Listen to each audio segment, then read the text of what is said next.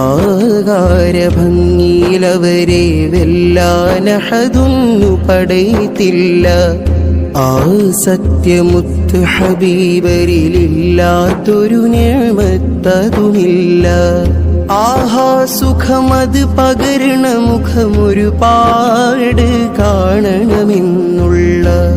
ആഹ സുഖമത് പകരണ മുഖമൊരുപാട് കാണണമെന്ന്. 40 കോടി ഉറുപ്പിന്റെ പടിണ്ടാക്കുമെന്ന് പറയുമ്പോ ഇവിടുത്തെ ഹൈന്ദവർക്ക് യാതൊരു എതിർപ്പുമില്ല. ഇവിടുത്തെ ഒരു മതസ്ഥനും എതിർപ്പില്ല.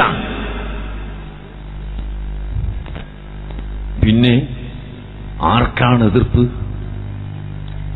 ഏതായാലും ചെറിയ ചെറിയ കുറച്ച് കുട്ടികൾക്ക്.